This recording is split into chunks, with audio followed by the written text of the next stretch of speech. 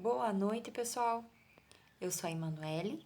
Nós vamos ter hoje a nossa segunda aula sobre farmacologia aplicada à enfermagem, para o nosso curso técnico de enfermagem do SENAC, a turma 13. Sejam todos bem-vindos e vamos lá! Então, hoje, na nossa segunda aula sobre farmacologia, a gente vai falar sobre prescrição. O que fala a portaria de 98, né? Ela diz que a prescrição é o ato de definir o medicamento a ser consumido pelo paciente com a respectiva dosagem, duração do tratamento e orientação de uso. Em geral, esse ato é expresso mediante a elaboração de uma receita, a prescrição medicamentosa, quer seja de formulação magistral ou de produto industrializado por um profissional legalmente habilitado, tá? Então, o que a gente precisa ter na prescrição? É importante que a prescrição tenha um cabeçalho, né, que diga o nome, endereço do profissional ou a instituição que ele trabalha, né, que tenha nela o registro do profissional ou da clínica, né, ou o CNPJ da clínica, tá? E com a especialidade, tá? Superinscrição quer dizer, eu vou ter que colocar o nome do meu paciente, né? E o seu endereço, né? Depende da prescrição, idade, se o uso é interno ou o uso é externo do medicamento, tá? E qual é o tipo da via. A inscrição corresponde ao nome do fármaco mesmo, né? A forma farmacêutica, ou seja, o próprio medicamento. A subscrição significa a quantidade a ser fornecida, né? Então, a posologia daquele fármaco. A descrição é composta pelas orientações do profissional para o paciente, né? A forma de tomar, alguma observação, algum cuidado com relação a esse tratamento, tá? Tem que ter data, assinatura e o número da inscrição do respectivo conselho, tá? Tem que ser de forma legível, né? Como prevê a própria portaria, tá? E o carimbo e o número do CRM, eles têm que estar bem nítidos, tá? Então, se vocês pegam uma receita ali, uma prescrição, que tem só às vezes um rabisco ali, que não tem nenhum carimbo do médico, ela não é válida, tá? Isso é uma observação importante. Se ela está faltando alguns desses dados essenciais, essa receita não é válida, tá? Porque a partir do momento que você, enquanto técnico de enfermagem, realiza uma prescrição que não é válida, você está assumindo a responsabilidade, tá? Assim como o farmacêutico também, quando ele dispensa um medicamento que ele não está, que ele pega a prescrição e ele vê que a prescrição não está adequada, ele tem a obrigatoriedade de não aceitar aquela prescrição, o médico precisa refazer, enfim, não dispensar ou não, no nosso caso, não administrar, tá? Alguns dados são facultativos, né? Por exemplo, colocar o peso do paciente, a altura, alguma dosagem específica, tá? O verso do receituário pode ser utilizado para fazer algum tipo de orientação, como repouso, alguma orientação quanto à reação adversa, ou algum telefone para emergência, tá? Isso pode ser colocado sim no verso da receita. Sobre o R, né? Então, o R lá, entre a bolinha, né? O R cortado, tá? É um símbolo que é utilizado para dizer que aquele medicamento, que aquele nome é um nome comercial. Então, deveria ser usado, por exemplo, para receitar um Cataflã.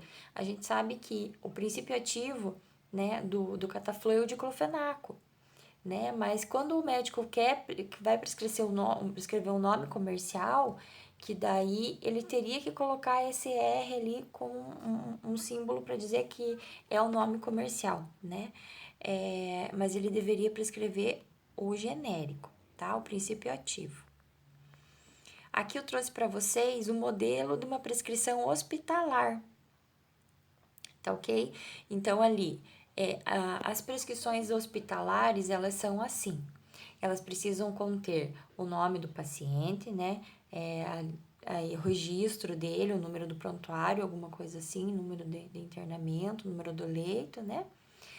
E a data, o setor, o diagnóstico, tá? E essa prescrição médica hospitalar, ela tem a validade de 24 horas.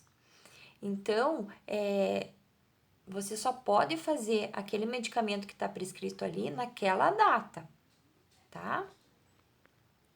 Tem, inclusive, resoluções, né, do COFEN que falam que o profissional de enfermagem não deve executar a repetição da prescrição medicamentosa, né? Então, se o médico, ele passa toda aquela prescrição para aquele dia, e daí amanhã ele vem e fala, vamos repetir o de ontem, vocês não podem fazer, vocês não devem fazer. O médico precisa, ele repetir a prescrição pro dia certinho, tá?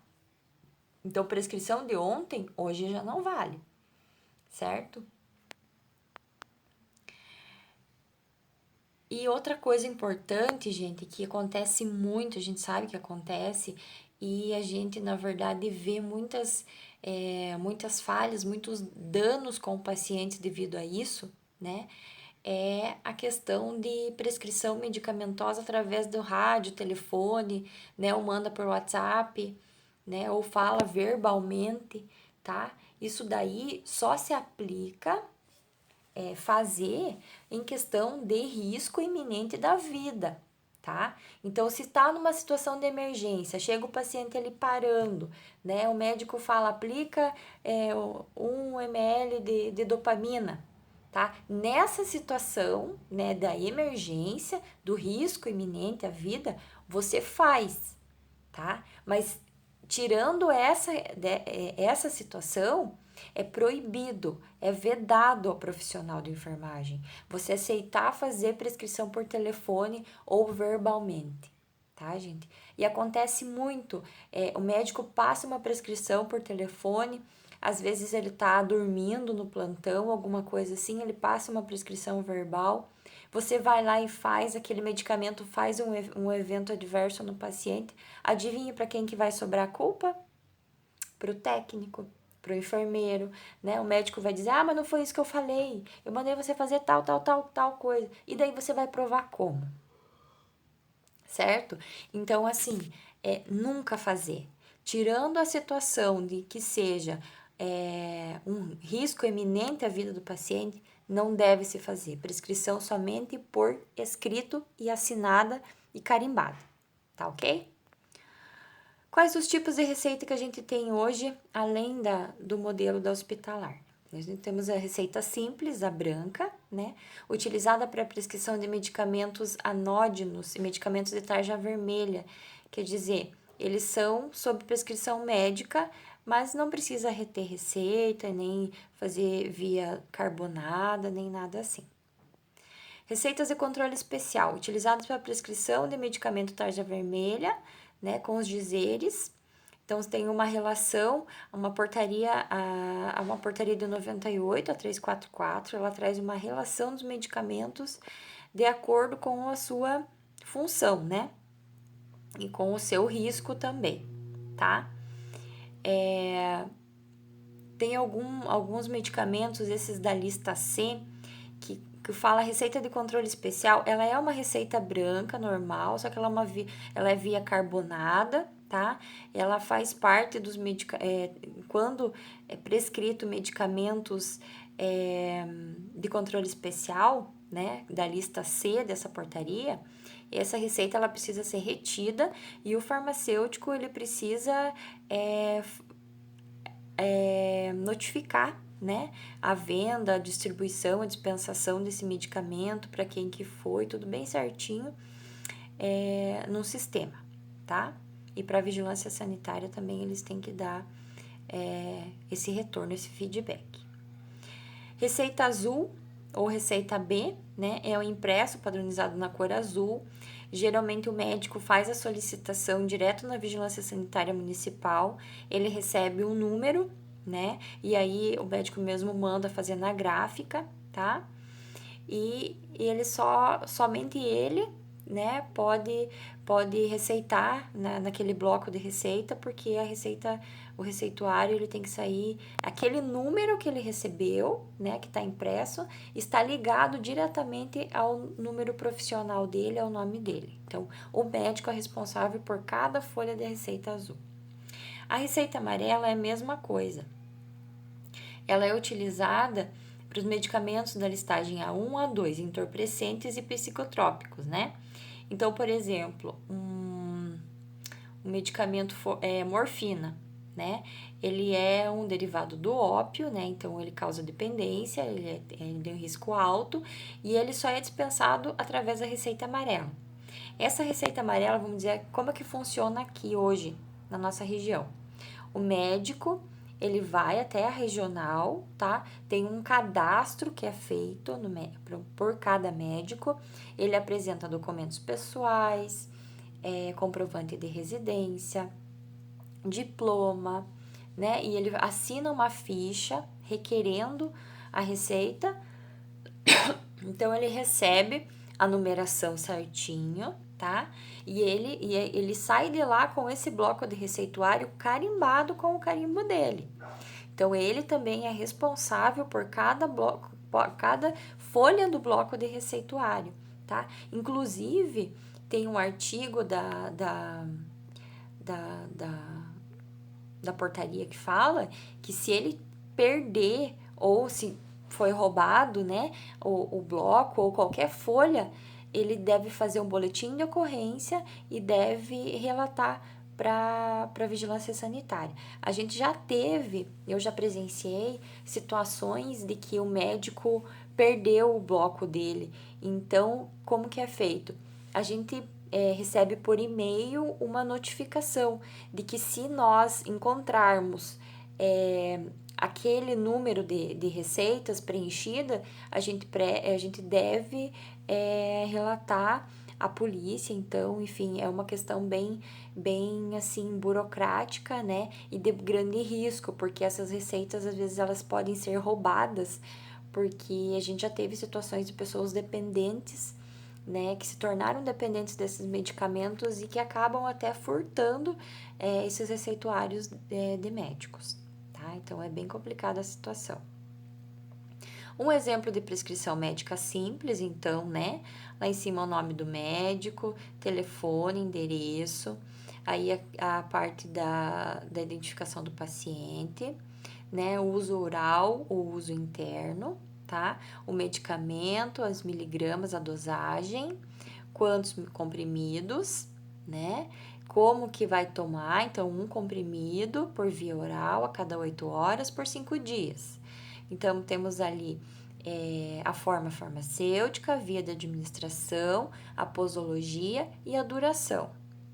A data, a assinatura do profissional e o carimbo, tá? Isso é o essencial que tem que ter numa prescrição médica. Aí um exemplo aqui de prescrições, né, de receitas azuis, né, do tipo B. Então, aqui, as do psicotrópicos e a B2, que é os psicotrópicos anorexígenos, que é aqueles que provocam falta de apetite, né? Que podem levar, às vezes, os pacientes a ter falência de órgãos se usados de forma incorreta. Então, eles também são de controle especial ali. Receita do tipo amarela, né? Então, ali, identificação do emitente, a gente bate o carimbo ali do médico e todas essas folhas que vem 20 folhas dessas em cada bloco, sai lá da regional carimbada já, tá? Então, cada folha com o número tem o carimbo do médico responsável.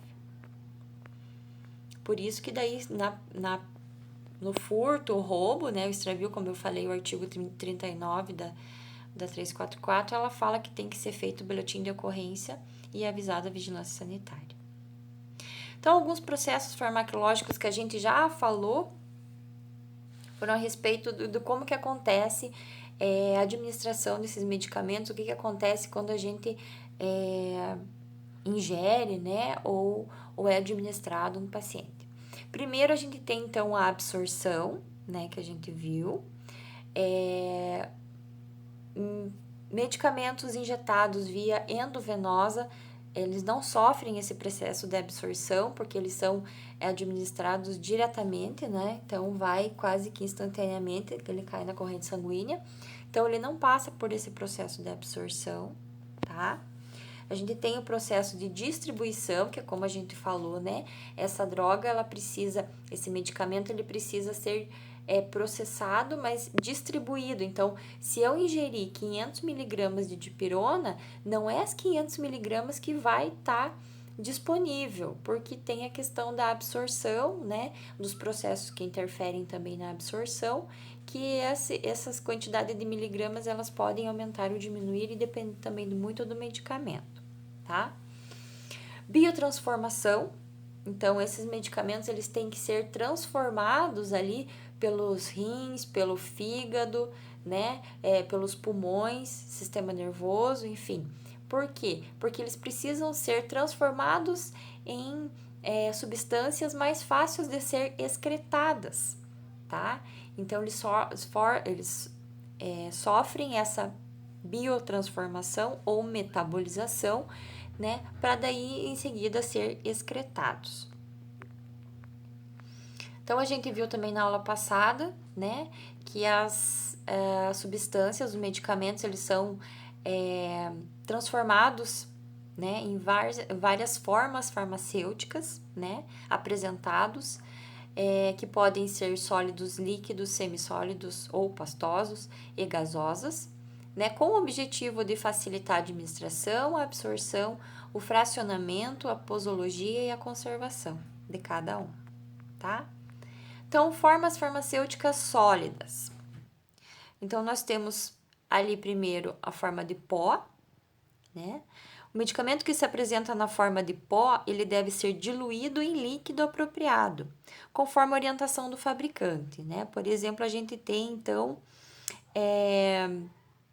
até os próprios injetáveis, né? Alguns vêm em forma de pó. Então, vem, por exemplo, a bezetacil, né? Penicilina cristalina. Ela vem o frasco ampola ali com pó, né? E você precisa colocar água destilada ali, água para injeção, para diluir, tá? Alguns envelopes também, né? Envelopinho de soro ali, que você vai diluir em água para tomar. Em forma de pó. Comprimidos. Ele pode ser redondo, ovalado, né? Os comprimidos que podem ser partidos ali, fracionados, eles vêm ali com uma marca no meio deles. Vocês estão vendo ali o verdinho? Ele tem uma marca que auxilia a divisão das suas partes, né? Então, se ele não tem aquela marca, ele não deve ser dividido. Então, vocês estão vendo ali embaixo o amarelinho, ó, ele tá lisinho, ele não tem marca nenhuma. Então, isso quer dizer que esse comprimido, ele não deve ser partido em 2, em 4, ou seja lá quantos forem. Por quê? Porque ele não é homogêneo o processo dele. Então, se eu partir, por exemplo, ao meio, eu não posso garantir que cada metade dela tenha a quantidade de miligramas que eu preciso, né? Diferentemente quando ele já vem com a marca. Quando ele já vem com a marca, quer dizer que aquela forma farmacêutica, aquele comprimido, permite que eu o divida. E quando não vem, eu não devo dividir o comprimido. Tá ok? Drágeas. Então, as drágeas, elas contêm um núcleo com medicamento, então dentro delas, né? Elas são revestidas por uma solução de queratina, açúcar e corante. Enquanto a maioria dos comprimidos se dissolve no estômago, as drágeas têm uma liberação entérica. O que quer dizer? Elas são absorvidas no intestino. Então, quando eu estou ingerindo uma drágea, essa drágea ela vai ser absorvida no intestino, tá? Por quê? Porque às vezes o princípio ativo ou o que tem dentro da drágea faz mal para o estômago, pode ser maléfico, né? Às vezes pode ter um sabor ruim, um cheiro desagradável, né? Às vezes ela pode irritar a mucosa estomacal, né? E até para facilitar a deglutição, ela é em forma de drágea, tá? Isso tudo para quê? Para facilitar a absorção, tá bom? Cápsulas. As cápsulas, elas podem ser duras ou moles, né? Por exemplo, uma cápsula de cefalexina e uma cápsula de um óleo de peixe, ali, alguma coisa assim, tá? Elas podem ser assim, mas é também com o intuito de não irritar a mucosa gástrica.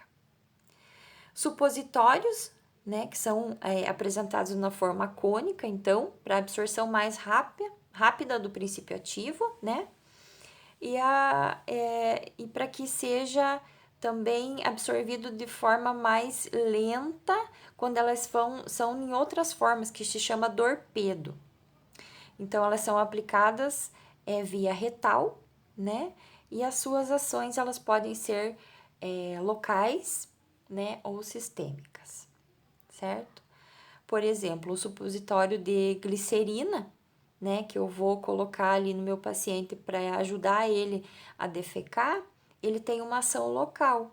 E já um supositório de dipirona, porque às vezes, gente, é complicado, às vezes o paciente faz uso de sonda, ou é uma criança que não consegue deglutir, né? Ou às vezes a via intramuscular ou endovenosa, ela não está sendo indicada, aí o médico às vezes pode prescrever a dipirona via retal, né? Então, ele vai ter uma ação sistêmica, ele vai ter uma ação analgésica da dipirona, mas a via vai ser retal, então a forma vai ser supositório, tá?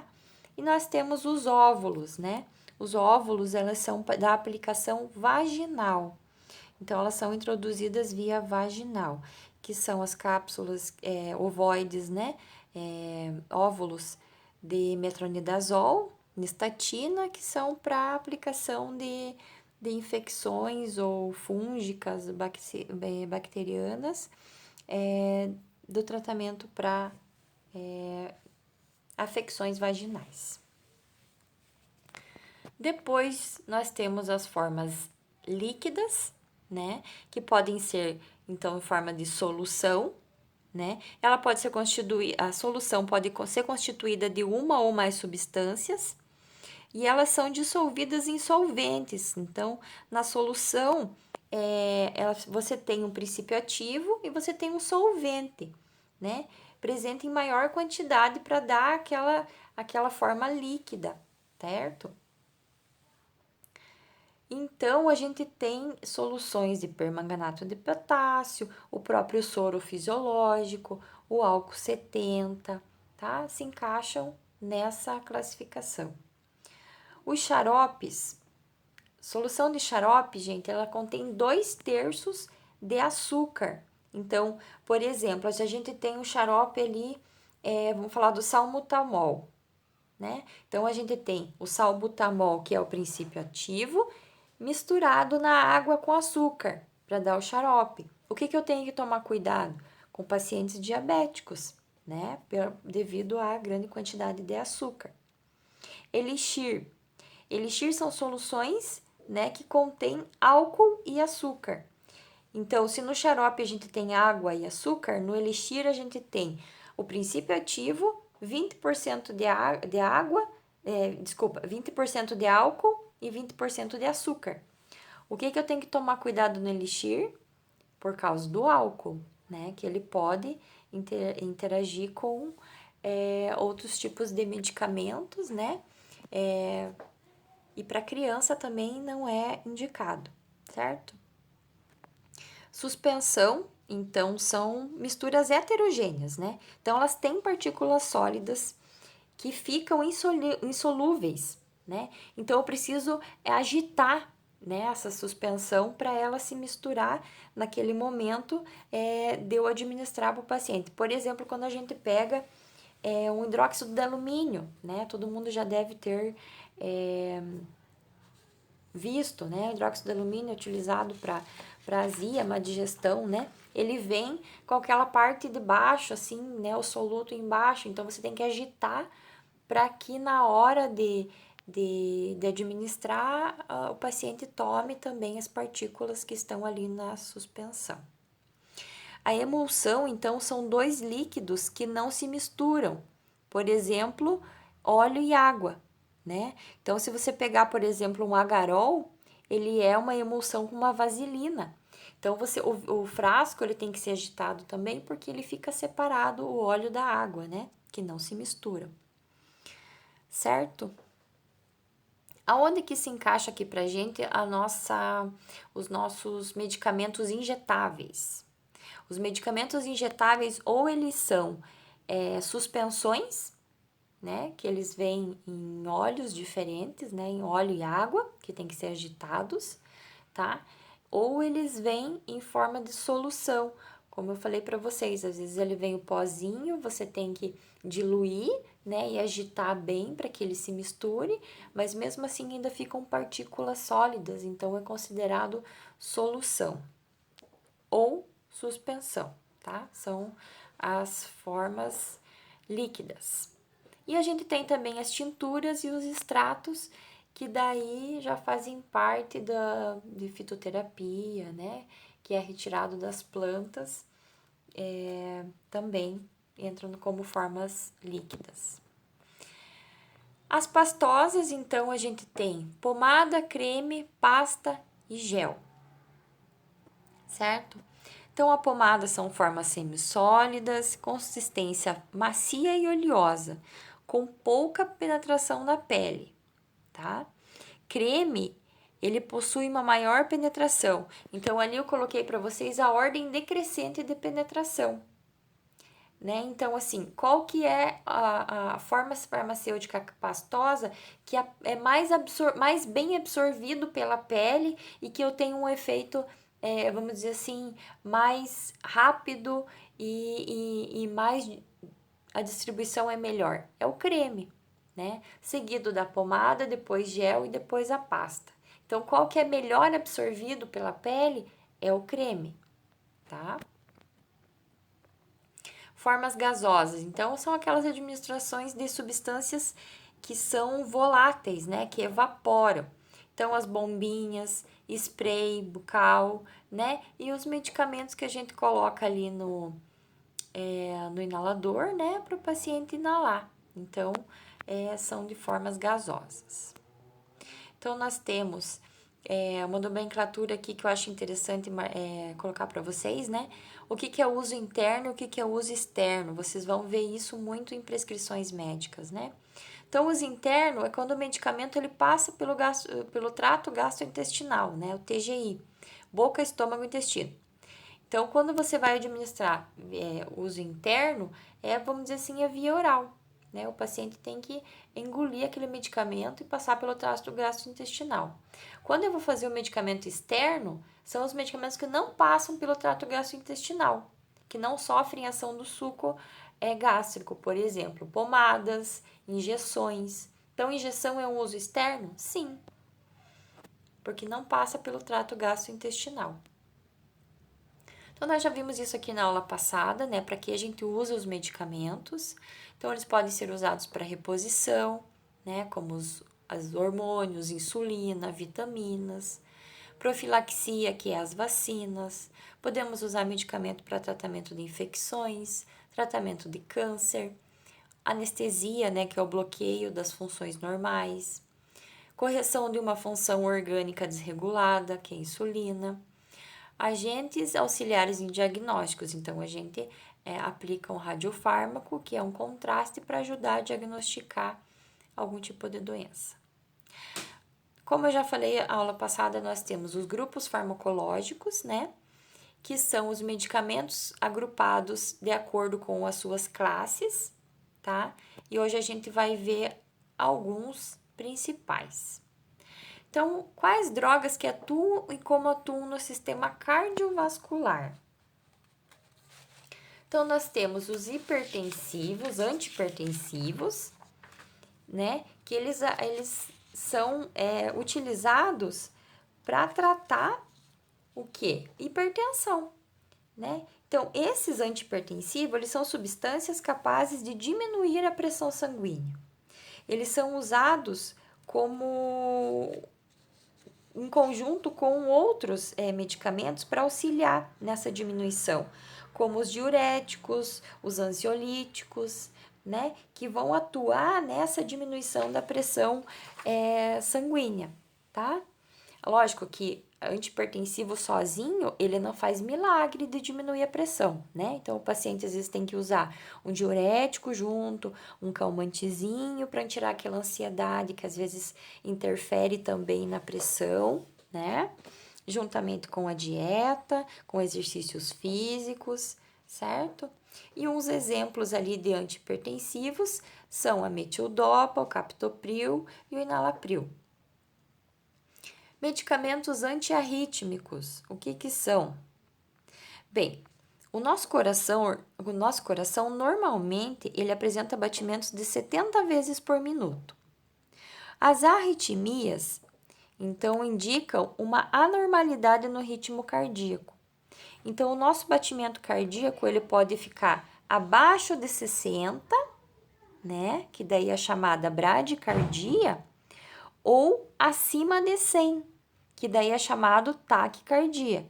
Então, nesses casos, é que a gente chama que o paciente está com arritmia, né? Ou ele está com os batimentos muito baixos, ou está com os batimentos muito acima dos 70, que é o normal, certo?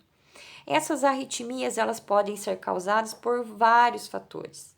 Estresse, droga, álcool, fumo, muito café, exercícios físicos inadequados, né? E algumas doenças também, como a aterosclerose, né? Que é o comprometimento das artérias, devido ao acúmulo de gorduras, né? Ou até o endurecimento das paredes das artérias, ou uma isquemia.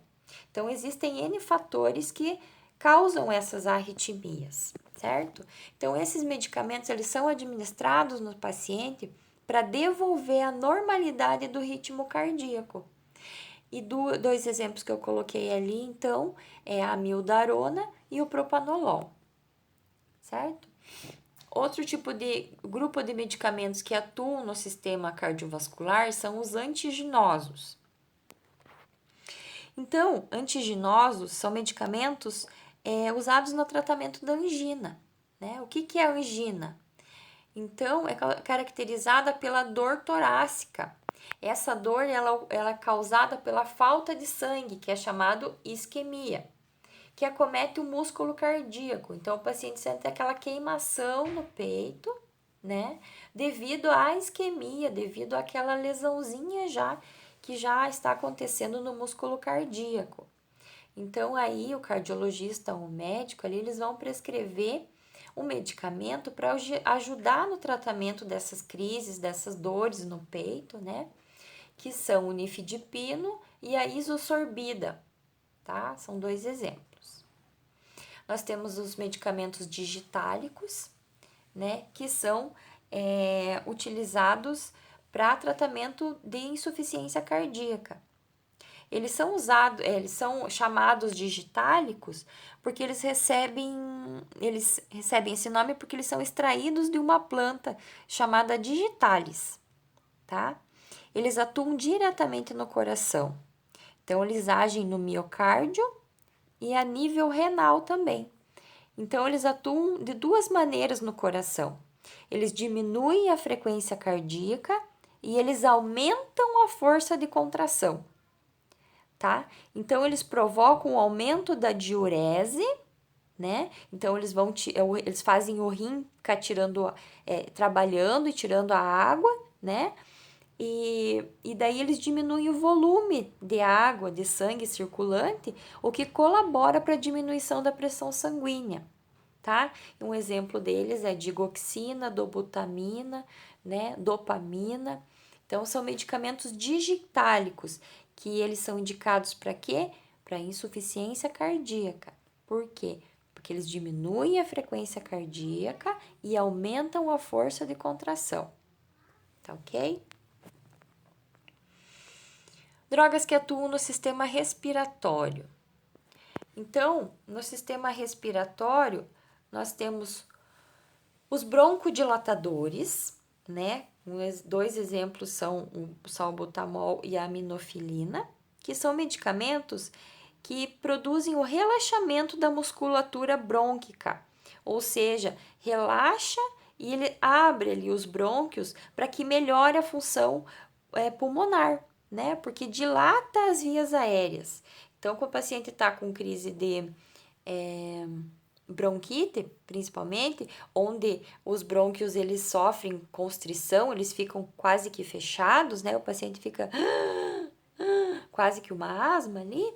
Você administra salbutamol, seja por via inalatória, né, ou por xarope. Existem vários vias de administração do salbutamol que provocam o quê? Aquele relaxamento dos brônquios que faz com que se dilate, né, e o paciente volte a respirar normalmente, ou quase que normalmente, né? Depende a situação, a condição clínica. Então, nós temos os antitussígenos, né? Que eles são sedativos da tosse, tá? São medicamentos que produzem a calma e o alívio da tosse. Então, a gente tem dois tipos de antitussígenos. Eles são os opioides, né? Que eles são derivados do ópio, certo? E os não opioides. Então, os antitussígenos opioides, eles atuam no centro da tosse, que se localiza lá no sistema nervoso central. Por isso que eles são opioides, né? O ópio, ele é uma planta que causa função lá no sistema nervoso central, certo? E os não opioides, eles são de ação local. Eles atuam ali na árvore traqueobrônquica, né, que a gente chama. Eles atuam lá, ação local ali dos pulmões, certo? E já os opioides atuam lá no sistema nervoso central, tudo para quê? Para sedar a tosse, tá? Diminuindo a intensidade. A tosse, gente, a tosse é um mecanismo de defesa. Por isso, ela só deve ser combatida quando se torna excessiva, certo? Porque a tosse, ela é um mecanismo de defesa do nosso organismo para jogar para fora o que está fazendo mal ali nas vias aéreas, né? Então, o acúmulo de secreção nos brônquios e nas vias aéreas, elas ocasionam a tosse, tá? A gente só deve fornecer o antitussígeno para o paciente se ele tiver com aquela tosse que tá dando ânsia, então aquela tosse que tá excessiva, tá?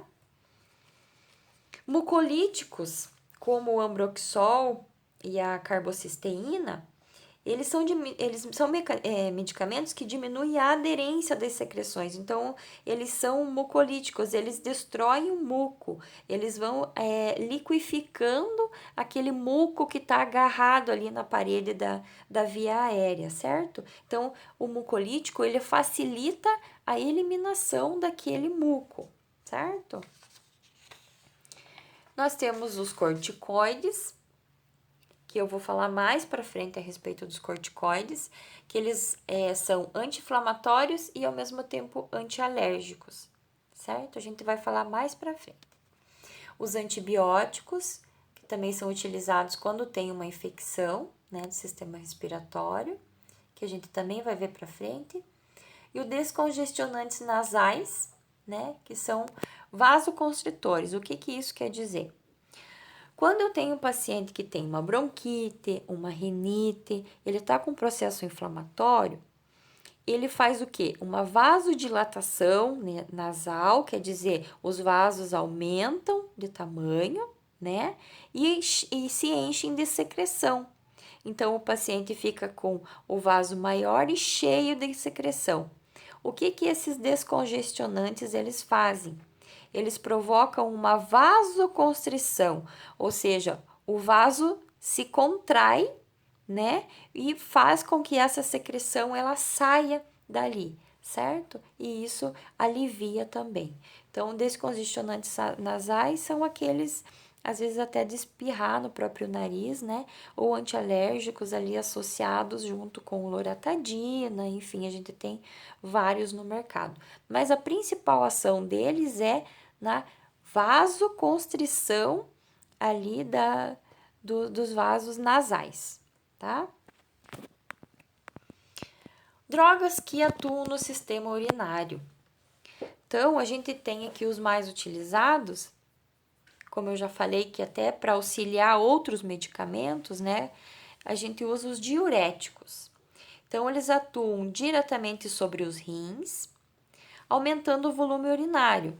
Ou seja, eles vão fazendo com que os rins trabalhem mais e retirem a água dos outros órgãos e joguem lá na bexiga para ser eliminados, né? Então, o paciente ele tem maiores episódios de diurese, né? Então, ele vai várias vezes no banheiro fazer xixi, certo? Para quê? Para reduzir a quantidade de líquido no organismo, né? Só que junto com ele, o que a gente tem que tomar cuidado, como eu já falei na aula passada, é que ele, juntamente com a água, elimina os nossos sais e minerais. Então, o paciente tem perda de sódio, perda de potássio, junto com essa urina, né? E o que pode fazer a ter alguns sintomas aí desconfortáveis, como né, a tremedeira, né, a boca seca, tontura, né, enfim, alguns sintomas assim. Mas eles são utilizados nesse sentido, de retirar o acúmulo de água do organismo e eliminar, certo? Os antissépticos urinários, geralmente, eles são utilizados quando tem uma infecção urinária, né? Como o Pyridium, né? Ele é um antisséptico urinário, ele tem uma ação também analgésica, então, às vezes, o paciente tem uma infecção urinária ali e tem muita dor, muita ardência para fazer xixi, né? E aí o médico pode prescrever esse Pyridium, né? Ele vai deixar a urina do paciente bem alaranjada ou avermelhada, mas é no sentido assim de limpar aquele canal urinário, certo? Por isso que ele é chamado antisséptico também. Drogas que atuam no sangue, né? Então a gente tem os anticoagulantes e os coagulantes, tá? Então, hemostasia normal quer dizer um equilíbrio entre os processos trombóticos e hemorrágicos. Então, dentro da nossa corrente sanguínea, o sangue precisa estar em hemostasia. Então, ele tem que ter um equilíbrio, né, de fatores coagulantes e anticoagulantes. Para quê? Para que eu não tenha um paciente com hemorragia e que eu não tenha um paciente que tenha trombose, né? Então, tem que ter essa hemostasia, quer dizer, esse equilíbrio no sangue, tá? Quando essa hemostasia, esse equilíbrio é alterado, então fatores do nosso próprio organismo tentam reverter esse quadro, certo? E quando não consegue, então a gente tem que lançar mão de uma terapia, do medicamento, né? Então, quando meu paciente ele tem quadros de hemorragia, ele tem algum fator que é desregulado no organismo dele, né? Por exemplo, pacientes hemofílicos. Pacientes hemofílicos, eles têm uma doença, né? Que eles não têm o fator coagulante. Então, eles vão ter que tomar a vida toda coagulantes, né? Para auxiliar eles a, quando eles tiverem algum corte, alguma coisa, eles não morram por uma hemorragia, né? Devido à falta desse fator coagulante. E os anticoagulantes são utilizados para aqueles pacientes que, às vezes, por algum outro problema também, eles desenvolvem trombos, né? Então, a gente tem que administrar anticoagulantes para que o famoso afinar o sangue, né? É utilizado o anticoagulante. Então, anticoagulantes muito comuns são utilizados a heparina, né?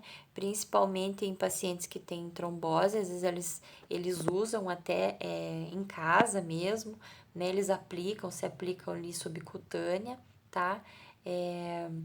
A heparina, ela não tem via oral, tá? É um medicamento que não suporta ali a ação da mucosa gástrica, né? Do ácido gástrico, então ele é só subcutânea ou endovenoso. E a gente tem o Varfarin, que ele dá para ser administrado via oral, mas os dois são anticoagulantes, tá? No caso, a gente tem medicamentos como o AAS, né, ácido acetil salicílico, 100 miligramas, que é o AS infantil ali, que é aquela carteirinha rosinha, né? Aqueles comprimidinhos, eles não devem ser utilizados, né? É chamado AS infantil, eu principalmente conhecia como, mas eles são perigosos, porque eles são antiagregantes plaquetários. Geralmente, eles são prescritos para pacientes que têm um fator ali aumentado de coagulação, né? Que precisa até para diminuir a pressão arterial, para aumentar o fluxo de sangue ali, para deixar o sangue mais, não é fino, né? Ele mais sem, até para prevenção de trombos, né? Então é utilizado o AS. E ele é considerado um antiagregante plaquetário, certo? Então, a gente tem também alguns anticoagulantes tópicos, né? Como a pomada, por exemplo, o iridoide, né? Ela é utilizada em tromboflebites, ou seja, quando às vezes você faz um acesso no paciente ali e acaba rompendo algum vasinho, alguma coisa, então faz um calombo ali, né? E fica roxinho, fica com hematomas. Então você pega essa pomadinha e passa ali topicamente para melhorar aquela circulação, né? Para evitar a coagulação ali e que fique com hematomas. Então é nesse sentido que é utilizado esse anticoagulante tópico, tá? Dentre as drogas que atuam no sangue também, a gente tem os coagulantes, tá? Então, o principal deles é a vitamina K. Nós temos no nosso organismo, né? O nosso organismo, através dos. Me fugiu a palavra o nosso organismo mesmo produz a vitamina K, né? Lógico que com a alimentação adequada, né? Ele é utilizado para reverter a anticoagulação e diminuir o sangramento provocado, às vezes por anticoagulantes ou, nos casos de recém-nascidos, junto com a hepatite B, que é a vacina que a gente aplica nos recém-nascidos, a gente aplica a vitamina K também, né? Então, por quê? Porque nos recém-nascidos, os níveis de vitamina K são praticamente muito pequenos, né? E pode acontecer ali nos primeiros dias de vida algum tipo eles podem ter também algum tipo de deficiência que ainda a gente consegue diagnosticar pelo teste do pezinho, mas até fazer o teste do pezinho, até sair o resultado. Então, como uma forma profilática, né, é administrado nos bebês uma injeção de vitamina K, certo? Além dos bebês, a vitamina K também pode ser necessária em várias condições, como pacientes com nutrição parenteral total. Então, aquele paciente que ele está ali, às vezes, na UTI, recebendo nutrição via endovenosa, né? Ele pode desenvolver uma deficiência de vitamina K e pode vir a ter quadros hemorrágicos, né? Porque a vitamina K ela é necessária para o sangue coagular normalmente.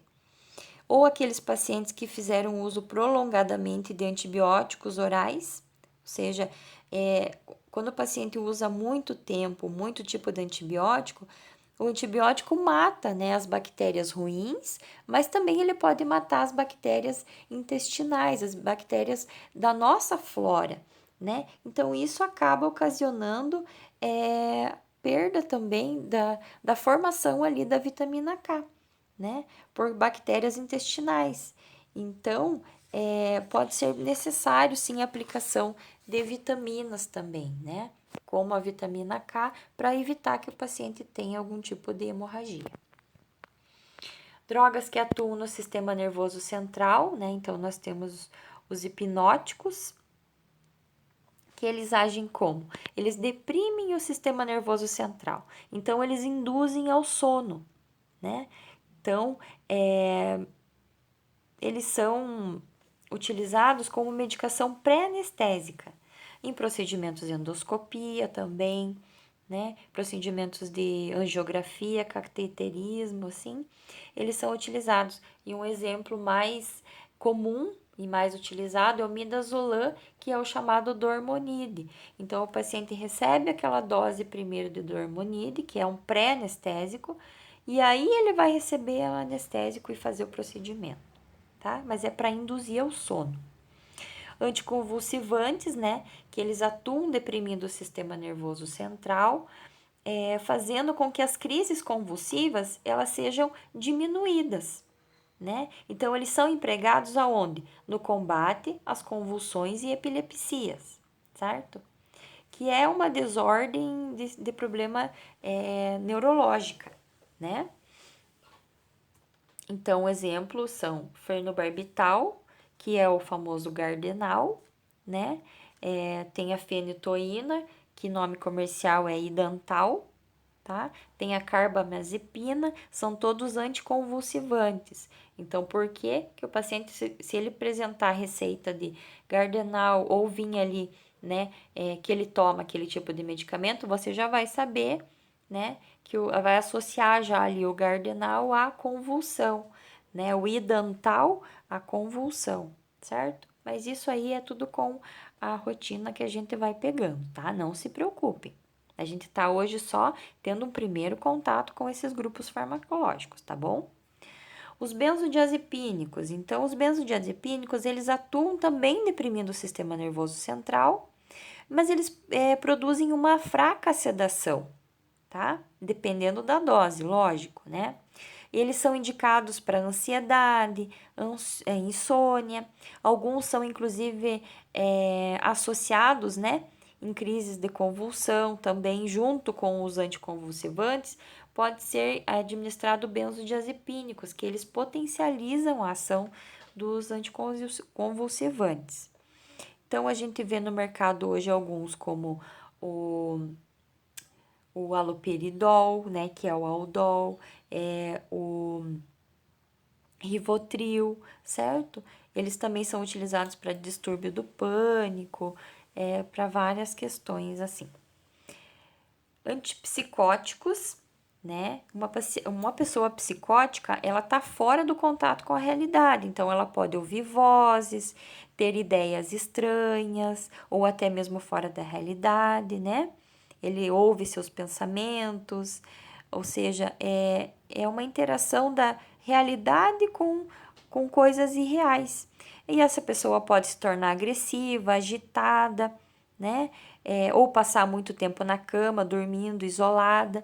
Então, para isso, existem os antipsicóticos, né? Que eles ajudam, eles não curam a doença, tá, gente? Mas eles ajudam a abrandar os sintomas. Então, acalmam o paciente e ajudam ele a fugir dessas coisas irreais, né? Porque ele atua diretamente no sistema nervoso central, tá? Isso também a gente vai ver a questão na parte de psiquiatria, a gente vai ver bastante esse tipo de medicamentos, tá? Então, os anti-inflamatórios, a gente tem os anti-inflamatórios não esteroides e os esteroides, tá? Os anti-inflamatórios não esteroides, eles possuem uma ação analgésica, então eles diminuem a dor, né? Antipirética, quer dizer que diminui o calor, né? Piro, fogo, ardor, diminui o calor. Anti-inflamatória quer dizer que diminui o mecanismo de defesa do nosso corpo, que é a inflamação, né? Diante de um antígeno, de uma bactéria, de um fungo, alguma coisa que o organismo entende que é um invasor, ele desencadeia aquela ação de inflamação, daí ocasionando dor, calor, rubor, né? Quer dizer, fica vermelho, fica quente, fica inchado. Isso é uma inflamação. E o anti-inflamatório, ele vem para inibir essa ação do organismo, tá? Eles são assim, esses anti-inflamatórios, que são exemplos ali que eu dei do cetoprofeno, diclofenaco, eles são analgésicos geralmente fracos, né? Então, geralmente, quando passa ali um cetoprofeno, um diclofenaco, ele vem associado com analgésico, com uma dipirona, com paracetamol, justamente por isso, porque eles são considerados de analgésicos fracos, tá? Mas eles ajudam sim a inibir o processo inflamatório. Analgésicos opioides. Então, são analgésicos lá, como eu falei, derivados do ópio, são analgésicos muito fortes, eles têm uma grande potência de diminuir a dor, de inibir, né? Eles também induzem ao sono, né? Porque eles relaxam tanto ali que a musculatura acaba dando sono.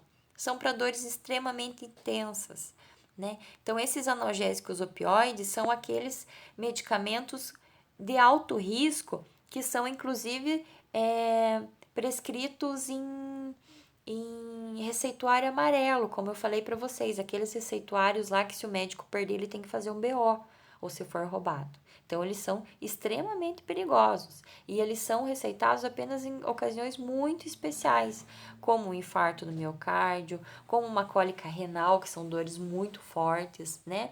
Nos casos de tratamento de paciente oncológico, geralmente quando ele já está nos cuidados paliativos, que aí é administrado, é prescrito a morfina. Então, esses analgésicos, gente, eles são de alto risco, tá? Eles causam dependência física, química, né? Então, são medicamentos, assim, extremamente de risco, né? Eles são guardados chaveados, seja em hospital, em farmácia, e eles são receitados nos receituários amarelos, tá? Então, a codeína, a morfina, tá? Isso é critério de curiosidade. Então, a gente tem os medicamentos do grupo da atropina, né? Eles têm uma ação depressora do sistema nervoso central, mas eles atuam provocando um relaxamento das fibras musculares lisas, ou seja, esôfago, bexiga, útero e pupila, né? Então, esses medicamentos são os antiespasmódicos, né? São medicamentos que são usados para colírios, para contrair a pupila ou dilatar, né? E são que atuam também ali na parte da bexiga, útero, então o Buscopan, né? O Atroveran, são tipos de medicamentos do grupo da atropina. Antidepressivos, né? Então, os antidepressivos, eles são utilizados para tratamento da depressão, né? Então, a depressão é uma doença com certa base genética, né? Que apresenta mudanças nos sistemas químicos cerebrais. Então, quando o paciente tem a depressão, às vezes não é porque, né, ele fala, porque depressão é falta de serviço, depressão é porque não tem nada o que fazer, porque... Não, a doença a depressão é sim uma alteração química cerebral, né, que envolve a parte dos neurotransmissores. Então, se acredita que a depressão, nela ocorre dificuldade no funcionamento normal da serotonina. A serotonina é um neurotransmissor, né? Então, quando tem essa dificuldade no funcionamento normal da serotonina, altera o equilíbrio cerebral. E com isso, o paciente tem todos aqueles sintomas de depressão, né? Então, esses medicamentos antidepressivos, eles atuam devolvendo essa normalização da serotonina. Então, eles aumentam a quantidade de transmissão e devolvem o equilíbrio ao cérebro, certo?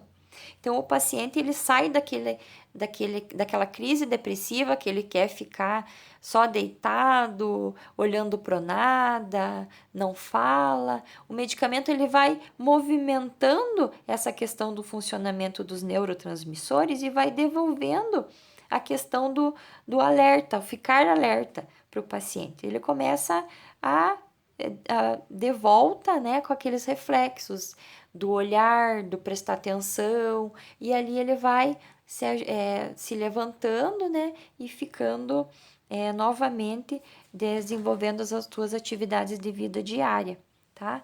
Então, os antidepressivos, eles são utilizados para isso, para distúrbios, né, principalmente por ansiedade também. Então, eles bloqueiam os sintomas do pânico, angústia, tontura, dor no peito, falta de ar. Então, tudo isso que envolve a ansiedade, eles também podem ajudar. Mas como? Porque eles atuam nos neurotransmissores cerebrais, certo? E ali a gente tem alguns exemplos, né? Imipramina, fluoxetina, paroxetina, tá? Uns muito comuns utilizados hoje. Os antibióticos são uma classe de medicamentos utilizados para infecções bacterianas. Então vejam bem, quando a gente tem uma gripe que é causada por um vírus, né? Vai adiantar eu tomar antibiótico? Não, porque são micro-organismos diferentes, certo? Então não é para tudo que a gente usa antibiótico para infecção, né? Tem que ser muito bem investigado, tem que ser feito exames, tá? E cada antibiótico ele tem um grupo específico, dependendo do tipo de bactérias que ele mata, que ele, né, combate, tá? Então, quanto maior o grupo de bactérias, quer dizer que o antibiótico é mais potente. Então, ele é chamado de largo espectro, tá? Os antibióticos, eles só podem ser administrados sob receita médica. Então, tem uma lei, uma portaria de 2004, né, que fala que os antibióticos, em especial, eles só podem ser administrados sob receita médica, tá? Por quê? Porque a gente estava tendo muito caso de resistência bacteriana, tá? Então, às vezes o paciente toma o antibiótico ali 2 dias e aí passa os sintomas e ele para de tomar, né? Mas não, o tratamento do antibiótico, ele varia de entre 7 a 10 dias, depende do antibiótico, né? Então, ele tem que ser tomado do início ao fim, por mais que o paciente não tenha mais sintomas, tá? Por quê? Para ele não causar uma resistência, certo? Resistência é a questão que você toma 2, 3 comprimidos de antibiótico, mata um tanto de bactérias e aquele tanto que fica, ela cria uma certa resistência àquele antibiótico que você tomou. Então, da próxima vez que você tiver uma infecção, você vai ter que tomar um antibiótico mais forte, mais potente, tá? E isso vai se sucessivamente, até que chega uma hora que aquela bactéria já não tem antibiótico que mata aquela bactéria. Então, pensando nisso, é que a gente tem dentro do SUS hoje as políticas de uso racional dos antibióticos, tá? Além disso, eles podem causar efeitos colaterais nocivos, como eu falei para vocês. Ele mata as bactérias causadoras de infecção, mas ele também mata as nossas bactérias próprias da nossa flora, certo? Então, ele mata as bactérias ruins, mas também pode matar algumas bactérias boas para o nosso organismo. E isso diminui a imunidade, certo? E nos deixa vulneráveis a outros tipos de micro-organismos.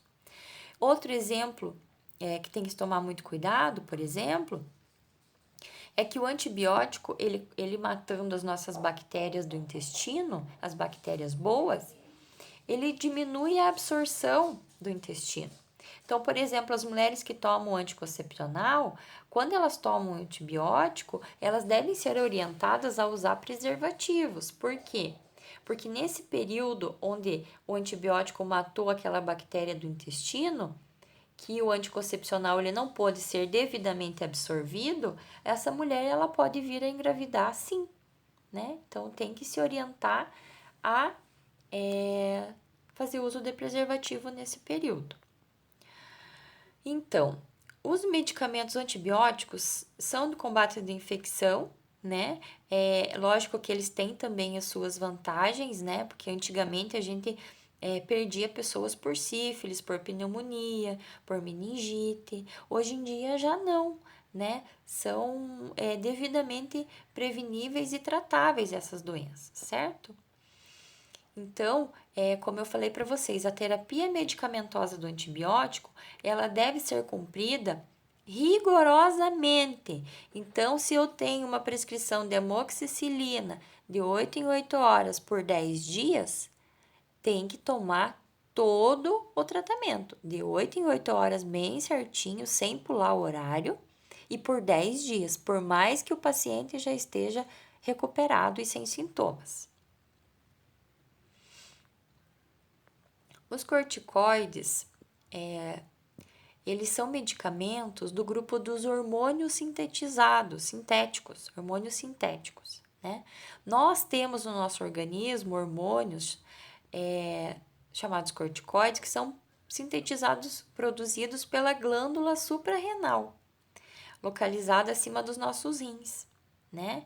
E tem algumas pessoas que têm até alguns distúrbios, né? Algumas deficiências nessas produção de mineralocorticoides e glicocorticoides, né?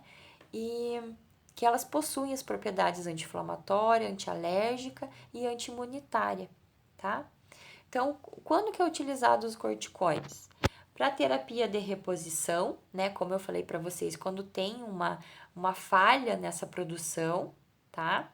Em estados anti-inflamatórios, porque eles inibem o processo de inflamação, né? Como eu falei. Eles fazem com que o nosso organismo não desenvolva todos aqueles sintomas de defesa, né? Calor, dor, rubor, edema, né? Eles são utilizados também para casos de alergia, né? Porque eles diminuem o processo alérgico, tá? Tratamento de gota, reação medicamentosa a choque. Então, quando o paciente tem um choque anafilático, né, que fecha toda a garganta e ele tem risco de morte, a gente aplica nele, de forma intramuscular, um corticoide, tá? Para que cesse esse processo de defesa. Nos casos de rinite e bronquite, né, que são alérgicos, são utilizados bastante os corticoides. Quando o paciente recebe transfusão, para quê? Para diminuir o risco de rejeição. Ou nos casos de transplante. Geralmente, nos casos de transplante, o paciente faz uso contínuo de corticoides por bastante tempo, né? E isso pode levar a desenvolver tipos de efeitos adversos no uso prolongado dos corticoides, né? Como diminuição do potássio no sangue, né? Uma hipocalemia, uma úlcera, né? Um distúrbio de crescimento, osteoporose, agravamento ou desenvolvimento de diabetes, certo?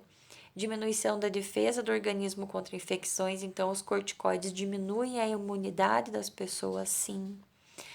Astenia, que é a fraqueza muscular, né? Glaucoma, que é a alteração dos olhos, acne, certo? Pelos no rosto, aumenta a retenção de sódio, então aumenta a pressão. Pacientes com hipertensão arterial não é indicado o uso de corticoides, tá? Edema, então as pessoas vão retendo líquidos, né? Aumenta o peso e ficam inchadas, com aparência inchadas.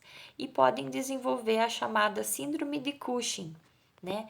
Tá vendo o rosto da paciente ali, que é o chamado rosto de cara de lua cheia, né? Fica ruborizado, fica inchado e a corcova ali atrás do pescoço, tá? Esses são características do desenvolvimento da síndrome de Cushing, que é devido ao uso prolongado de corticoides. Tá ok? Gente, muito obrigada, tá? Essa foi as nossas 2 aulas sobre farmacologia. Foi uma introdução à farmacologia. É óbvio que a gente vai desenrolar, debater esse assunto muito mais vezes, até nas nossas aulas práticas e na parte de vias da administração. Enfim, a gente vai discutir mais para frente. Eu sei que é bastante conteúdo, tá? Vocês podem, inclusive, como a aula é gravada, vocês podem parar, podem escrever, né? Podem anotar, mas não se preocupem que a gente vai discutir bastante esses grupos farmacológicos. Essa aula foi para vocês conhecer um pouco deles, tá?